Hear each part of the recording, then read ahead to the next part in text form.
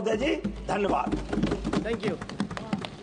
Honorable Minister wants to present the report. Please. Sir, I rise to present the 7th report of the Business Advisory Committee. Thank you. Professor Sougata. Thank you, Chairman, sir.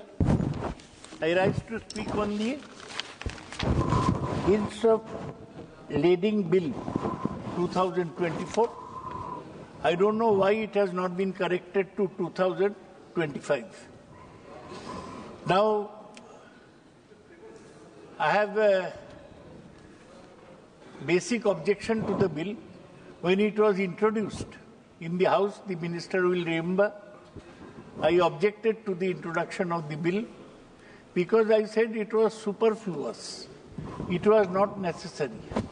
And it is stated in the statement of object and reasons, though the substantive aspects of the said Act continue to remain relevant, being a pre-independence statute, it is imperative that the provisions of the said Act require to be revisited without changing the substance or spirit of the Act, so as to bring it in line with modern legislation. The Minister has said that this is the same as the previous legislation. This is superfluous. I think the Ministry has no work. Should they bring legislations unnecessarily? Before I speak on the bill, I have a small request to the Minister. He is from Dibrugarh, on the banks of the Brahmaputra, mighty river. He is also from the land of Lahe Lahe, which is slow pace. Now my request is this, that give your Minister of State, Shantanu Thakur, some chance to speak in Parliament. He is sitting every day, taking notes, but he is not getting chance to speak. He is from Bengal and he deserves a chance in your ministry. Please come to the bill. Sir, it is to the point.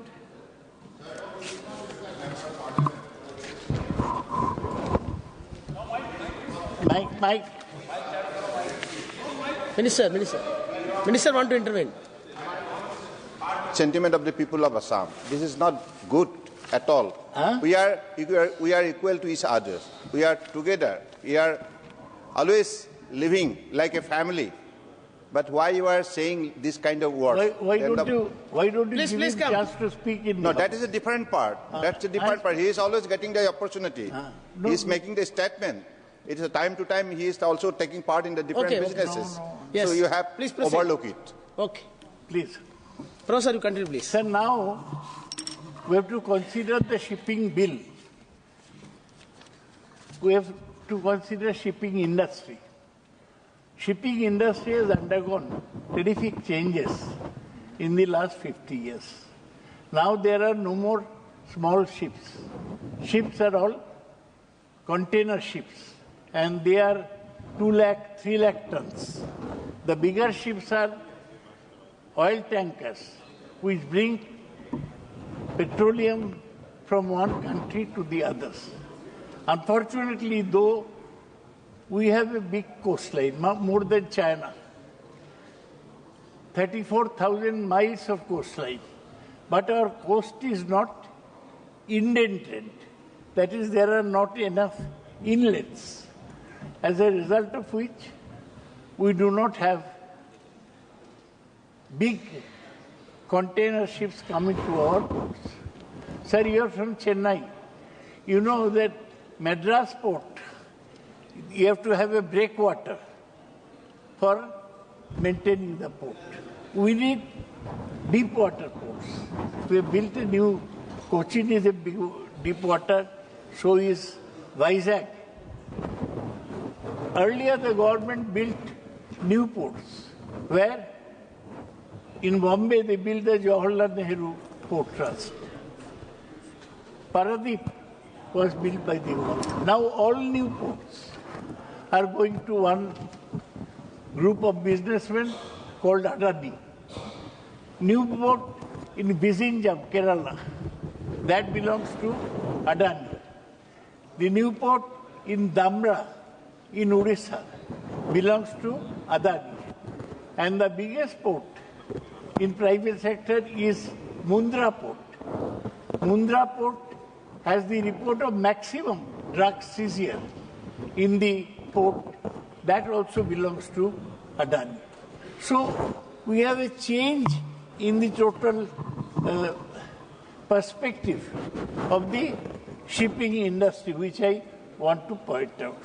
Now, why is the minister bothering about the small changes in bill then? I spoke during the introduction. I said it's not necessary. And see, one bad point is that they are making legislation and taking all the power in the government's hand. They have said government has repealed the Indian Bill of Lading Act 1856 without introducing any significant improvements in maritime trade except for centralizing power under the Ministry of Port and Shipping. You read with me the bill, sir. The bill says,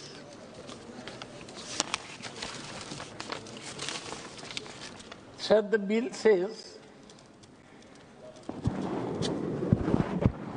the central government may give such directions as it may deem necessary for carrying out all or any of the provisions of this Act. That means central government has overriding power. It's not democratic. The state should have been given some power in the matter of ports.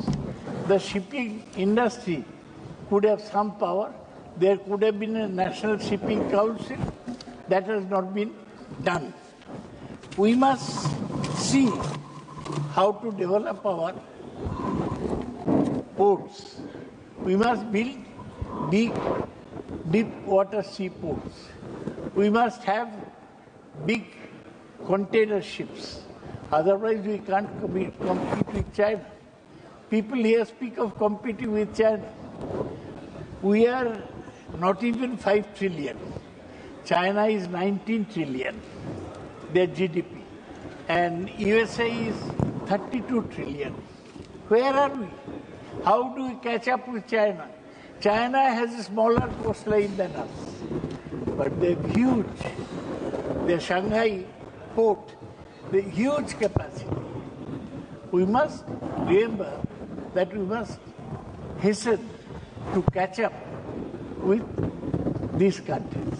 Government having more power over the ports is not important. We must encourage the shipping industry. We must encourage the shipbuilding industry. We must encourage the shipbreaking industry. Unfortunately, we are falling behind in all these things. Minister is a good man, but he needs dynamism and a 10-year-old and a 50-year-old perspective as to how to develop the shipping industry, which has fallen behind. Small countries, see the Dutch, they have Rotterdam port. It's equivalent to 4 or 5 ports of ours. Small countries have big ports. We haven't built big ports. I will request the minister to take up the matter of big ports. I